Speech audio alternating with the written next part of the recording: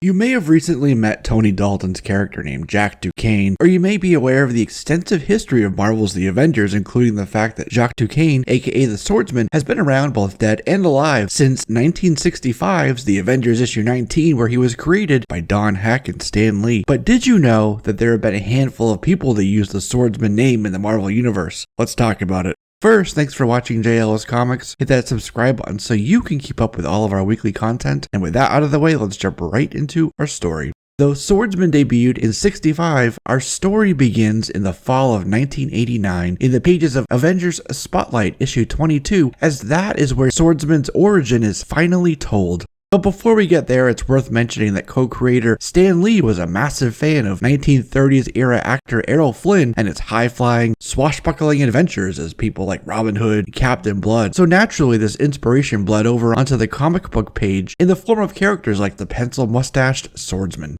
Hawkeye had to request a videotape from the FBI in order to get any data on Swordsman's true origin, and this is what that tape revealed. Jacques was born in a small French protectorate nation in Southeast Asia called Hong. He grew up in the small war-torn nation in comparative luxury, protected by his father Armand Dusquene, who was a government official at the time. On his 18th birthday, his father gave him the sword of an ancestor who fought for France in the First World War, using the name Crimson Cavalier. It was a powerful sword which could cut through all but the hardest metals with ease. His racist father harshly punished one of their servants named Nguyen and docked him a week's wages. Nguyen went to inspire an uprising against the occupiers, while Jacques himself was also inspired to help out, to carry on the mission of his ancestor, Crimson Cavalier, to become a living symbol of hope, freedom, and justice. And from that moment, sword in hand, Jacques became the Swordsman. And he said the Swordsman would be a weapon of the liberators of Hong. The Swordsman joined the locals and battled against the French for an entire year before victory was achieved and the withdrawal of French forces was announced.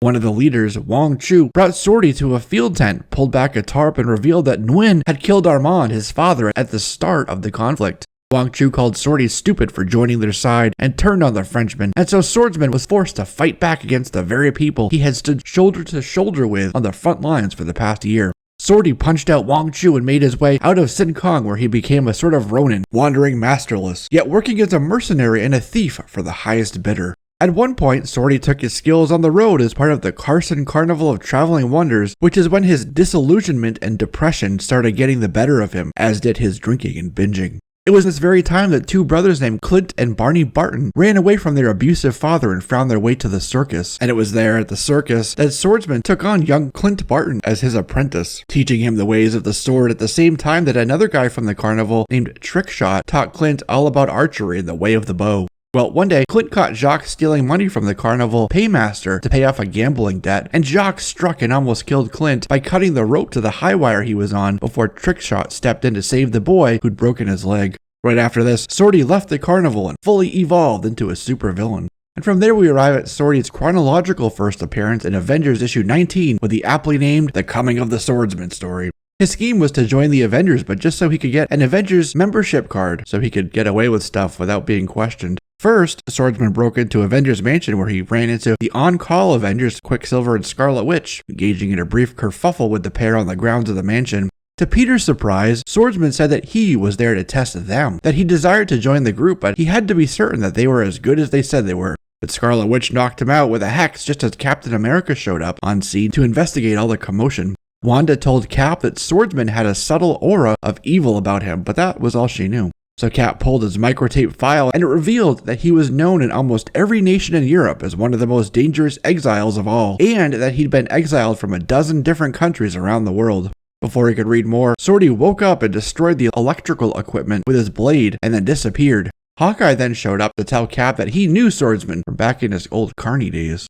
Hydra then intercepted a letter from Cap to Nick Fury at S.H.I.E.L.D., a letter that he wrote to request to join S.H.I.E.L.D., and by way of a gambling crook, this letter found its way to Swordsman, and this was his new scheme to trap an Avenger, so he replied to the letter on his own to set up Captain America. Meanwhile, Hawkeye had also gone out to find Swordy, and he learned about the fake response letter, but it was too late. Swordsman ambushed Captain America at a warehouse.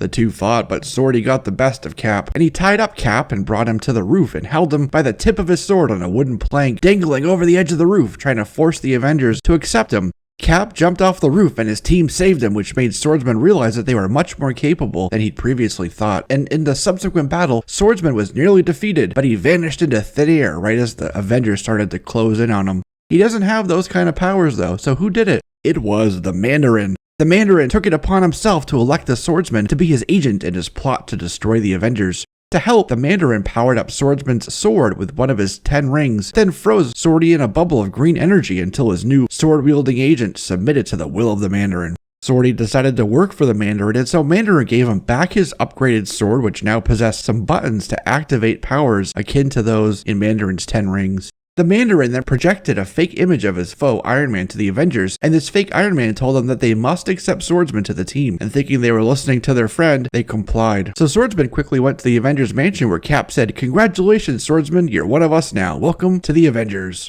One day, a little while later, Swordsman found his chance to plant a bomb on a control panel, but lamented about how Scarlet Witch was too beautiful to be harmed, that he wished he could save her. So in regret for his action, he went to pull the bomb, but that's when Cap and Hawk jumped out of the shadows. Once more they fought, but again, Swordy managed to escape, and Avenger no more.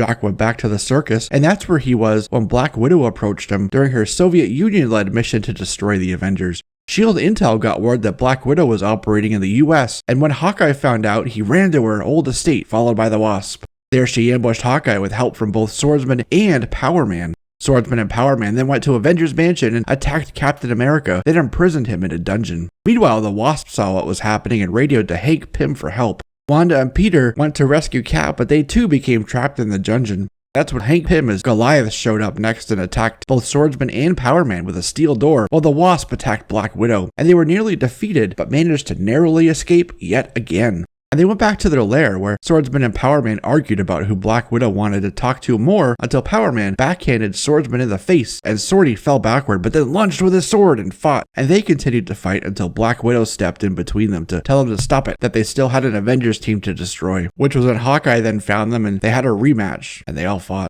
Black Widow stole Hawkeye's arrows from his quiver, but Hawkeye managed to recover them and got the drop on Swordsman, who then countered with a Mandarin-powered blast from his sword. They dropped their weapons and resorted to fists and punches and knocked him out along with Power Man, and then Black Widow's love for Hawkeye washed out her brainwashing and they were reunited. Swordsman and Power Man were then offered a fortune to report to a mysterious lair on Seagull Isle that had also called Captain America with the promise of Bucky being alive. And this was all a plot by a revived Red Skull to get them to fight. The Mandarin once again employed Swordsman, this time with Power Man, Enchantress, the Executioner, and Living Laser. Part of his plan was for Swordsman and Power Man to go to South America and secure a certain area rich in diamonds for him. And they almost took over the country, but the Wasp and Goliath showed up to foil the plot. Next, Batroc the Leaper hired Swordy and Living Laser to help him steal a seismo bomb to sell to another country for millions of dollars before the US military could find and seize it. This inevitably brought them into conflict and battle with Captain America. A villain named Egghead was the next supervillain to hire Swordsman to do his bidding.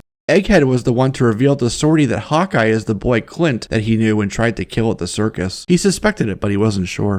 Egghead hired Swordy to infiltrate Avengers Mansion to destroy former Clint Barton, former Hawkeye, now calling himself Giant Man. He went there and fought with newer Avengers like Yellow Jacket, Vision, and Black Panther, and then captured Giant Man. Back at Egghead's palace, Swordy and Eggy fought, so Clint stepped in to save him after he learned Egghead killed Barney Barton, and Swordsman then fell out a window. When Manape captured Black Panther as part of Grim Reaper's plot to destroy the Avengers, he also employed Swordsman, Power Man, and Living Laser as his team called the Lethal Legion. The one who captured the most Avengers would get the grandest reward, he promised. Swordy and Power Man attacked the Water Main at Avengers Mansion, where they ran into Scarlet Witch and Giant Man yet again, but they were subdued and the plot failed. Swordsman was then sent to prison, but he got out on a technicality, and when the Avengers had to assemble to halt the invasion of a demigod named Ares, Swordsman answered the call as a former Avenger. He was given the cold shoulder when it was all over and returned to his life of crime and his drinking until he met a lady named Mantis. Later, after Hawkeye quit the Avengers, Swordsman and Mantis decided it was time for him to return.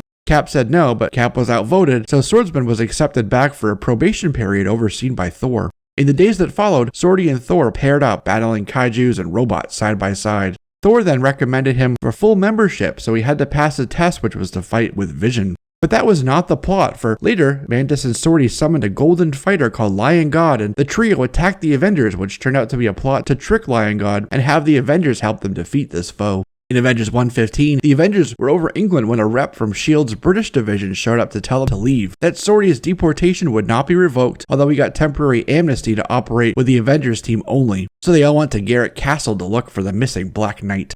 When Dormammu and Loki tricked the Defenders into assembling an artifact called the Evil Eye to destroy the whole dimension, Loki suddenly feared the destruction of Asgard as well, so he alerted the Avengers to stop the Defenders from putting this Evil Eye together on behalf of the dread Dormammu. Silver Surfer had also gone to Doctor Strange for help, and Strange used his Orb of Agamotto to look into the Avengers Mansion, and when he sensed Swordsman, he believed the Avengers to be tainted by evil. It was a big arc that pitted Swordsman, Mantis, Black Panther, Iron Man, Thor, Loki, Scarlet Witch, and Captain America against the Hawkeye, Valkyrie, and Doctor Strange Defenders team. And in that conflict, Swordsman ended up battling with Valkyrie, but he was brought down. That ordeal ended with Dormammu defeated and Loki in the custody of the Avengers by way of his half-brother Thor. They all went back to Avengers Mansion with Swordsman's girlfriend Mantis on his arm, tending to his wounds. Right after this, at the famous Rutland, Vermont Halloween parade, the Collector gathered some of the Avengers, so Swordy and Mantis had to break off their makeout section to save their teammates. In Avengers 121, after Mantis was gravely wounded, he revealed to the team that at one point he'd been working in the black market of South Vietnam running product for a guy named Monsieur Cruel, which is when he met Mantis, and Mantis pulled him out of that life and got him to put down the bottle again. He was still very weak himself, and so he in a wheelchair sat by her side until she was startled awake with the thought of Vision being in danger. Mantis ran out of the room, but since Swordsman was in his chair, he couldn't chase after her. But then, Swordsman got better, albeit still quite weak, and he went out to the outskirts of Saigon to attack Monsieur Cruel in his villa and to battle his drugged-up minions. When the threat of the Mad Titan Thanos loomed large, Drax the Destroyer came to Avengers Mansion for help, and Swordsman, Mantis, Black Panther, and Vision attacked Drax before learning his truth. They were the only ones there, as the rest had been teleported away for imprisonment by a cosmic cube using Thanos. The team learned from Starcore that Thanos sent a space fleet to conquer Earth. Vision, Scarlet Witch, Mantis, and Swordsman took a Quinjet to space, Vision being the only one who didn't need a helmet. Yes, the Swordsman went to space, all the while arguing with Vision about the women they were with, building up this animosity between the two couples. Despite the bickering, Swordsman and the group were able to take control of one of the spaceships and halt Thanos' invasion. Swordy's jealousy wasn't entirely unfounded, for in issue 126, as he made out with her, she turned her attention to Scarlet Witch's man, the Vision. Scarlet Witch in turn was jealous of Mantis for taking Vision's attention, but they all had to put that aside when Claw and Solar attacked. Swordsman and the Avengers were eating a nice turkey dinner when Gorgon and Lockjaw, the Inhumans, suddenly appeared in the dining hall to summon them to the wedding of Quicksilver and Crystal. They went for the wedding, and Swordsman kept asking Mantis if he loved him or Vision, but it was all cut short when Ultron 7 attacked. In Avengers 128, Mantis finally said she no longer cared for Swordsman, that his incessant requests to talk and answers grew tired with her. He was dumbstruck and shocked, and he snapped, fighting anyone around him, and it took both Iron Man and Thor to halt his rampage. As the heartbroken Swordsman blindly lashed out, Mantis went to Vision and embraced him. This was right before the time traveler known as Kang the Conqueror appeared. The Avengers attacked, drawn there by the star which proclaimed the completeness of his bride, the Celestial Madonna, which was Mantis. Kang transported all the Avengers away to the pyramid of Rama-Tut, except for Swordsman, who he insulted by saying he just wasn't powerful enough for Kang to worry about. Agatha Harkness, who was also trapped by Kang, appeared to him to say they were now prisoners of Kang, and she said she would guide Swordsman to them to help free them. So Swordsman went to the pyramid and attacked, and there he was attacked by a red, winged vampire creature. Suddenly, Rama-Tut appeared to Swordy, and so they both went to Hawkeye and Jarvis for help. They all attacked Kang and his macro bots. Then, when Mantis showed her Madonna powers, Swordsman protected her while Rama-Tut lunged at its older self Kang. Lightning surged out from that conflict and met Swordsman's sword, coursing through it and into Swordy's body, which burned him alive, and his electrocuted husk of a body collapsed to the floor, smoldering and lifeless. Swordsman was dead. As noted in the pages of Avengers Spotlight 22, the Swordsman was the first Avenger to die in action. They took him back to Southeast Asia to bury his body. Over a decade later, we learned from Jarvis that after Swordy died, that Mantis realized she really did love him. And it was Jarvis who had the morbid and painful task of cleaning out Swordy's room at the Avengers Mansion. Jarvis said it was the most painful duty he had had while serving the Avengers. Jacques wanted to be good, to redeem himself so bad that it cost him his life, Jarvis reflected once from his hospital bed. In 1988's West Coast Avengers issue 39, the Avengers team went with Mantis to the Vietnamese temple where she grew up, with the priests of Pama. Vision pointed out grimly that the priest of Palma reanimated his corpse in order for him to mate with the celestial Madonna according to prophecy, and used his corpse as a host form for Mantis' alien baby. Mantis quickly chimed in, adding that she'd used her new cosmic powers to convert both of their bodies to pure thought, and then took them up into the black velvet of space to consummate their cosmic union. When their bodies turned to energy and went to space, they traveled to Tamal, the new secret homeworld of the Kotati. On Tamal, Mantis couldn't mate with a tree, so Kotati Prime merged with the human swordsman to make it happen, and they did indeed have that baby, named Koi, short for Sequoia, and this Kotati version of swordsman stayed on Tamal to raise their celestial messiah son. With Mantis nearby regaling the team with their exploits, Swordsman, aglow in cosmic power, climbed out of his grave, reanimated once more. He was swinging his sword around, so the team had to jump on him to subdue him. He used his Mandarin-powered sword to take them down and then stabbed Mantis and impaled her to a tree. It turns out, though, that this was a simulacrum, and the real Mantis had been trapped in suspended animation the whole time, so he didn't kill her, he freed her. And so, having saved his love once again, Jacques' spirit left his body, and they had to rebury their friend and teammate once again. The Avengers left, but Mantis opted to stay and meditate at the grave of her love. During 2010's Chaos War brought on by the Chaos King, the Waking were plunged into eternal sleep after Nightmare was defeated and the underworld was obliterated, which woke the dead. That's when dead Avengers were brought back to rise up, reanimated and reassembled against the Chaos King and agents like Grim Reaper and Necra. These included Swordsman, Captain Marvel, Vision, a female Yellowjacket, Dr. Druid, and Deathcry. There was a brief period of time where Mantis raised Koi in Connecticut until he hit puberty and his Kotati tree essence manifested, so he went back to his father on Tamal until some Thanos beings called the Thanosi attacked, and during the Celestial quest he was captured by Raptra, and they head out in an area of space called the Rot. Koi then went back to Tamal where he was greeted warmly, while half-human swordsman was rejected by the Enclave and exiled.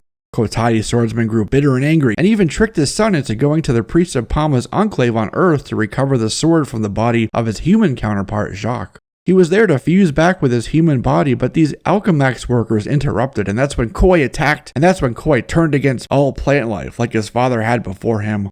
And together, Koi and Swordsman created a Death Blossom flower, which was a bioweapon they released in the Kree and Skrull empires. The Avengers showed up to stop them, and this version of Swordsman was stabbed by Black Panther, who had Hulkling's sword, impaling him, and when he fell into the Death Blossom, this version of Swordsman was killed as well. 1995's Avengers 343 is the debut of the Earth 921 Philip Javert version of Swordsman, who was part of Proctor's The Gatherers and looking for the Eternal Circe. Javert and Magdalene fought the Avengers, but he was soon captured by them, and after Proctor's other gatherers tried to assassinate them, this Javert swordsman became an honorary member of the Avengers team. And in Avengers Forever, we learn about Kang's plot to replace Avengers with space phantoms from Limbo in order to preoccupy them long enough on Earth until the arrival of the supervillain Onslaught. Later, Philip was in a small Sylvan Glade garden in upstate New York when yet another swordsman awash in the green glow of the Kotati greenwash appeared before him, declaring himself an emissary of the Kotati. However, this was actually one of Kang's space phantoms, and Kang's plot was working until Rick Jones started getting control of the Destiny Force. Mantis captured Philip for a time, but was rescued and stayed on with the Avengers for a while before going to another dimension. In 2007, Andreas von Strucker was brainwashed by Baron Zemo into becoming another version of Swordsman, who then got his training from both Purple Man and Kilgrave. Purple Man had taken some of his dead sister Andrea's skin and wrapped it over the hilt of Swordsman's sword, which allowed him to access and use the Fenris twins' powers. He was with Zemo's Thunderbolts team before turning on them and stabbing a couple members. But when Zemo revealed himself as the hidden hand behind this development, Von Strucker's swordsman stayed with the Thunderbolts team even through the post-Civil War 50-State Initiative program. He then went to help Carla Sofin, aka Moonstone, take out Songbird and take back power from the new Thunderbolts director, Norman Osborn.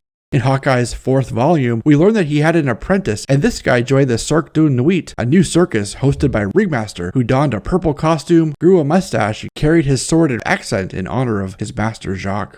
In 2014, we also learned that Swordsman had a daughter named Adeline, or Marjorie Duquesne, and Adeline took up the mantle of her father to become a new female version of Swordsman for a time, naming herself Swordswoman. This energy sword-wielding swordswoman was part of Black Knight's Euroforce team, and in Avengers 696, a mysterious man from Atlanta took up the mantle of swordsman for a bit, taking control of a dam and fighting with Captain America. This version had a katana sword made out of vibranium that he says came from the original swordsman, but now we're getting way off into the variants, which means that's a wrap on this one, my friends. Thanks for watching, don't forget to subscribe, and you'll be one of the first to know when I upload videos just like this every week. I'm Jesse, this is JLS Comics, and I'll see you soon.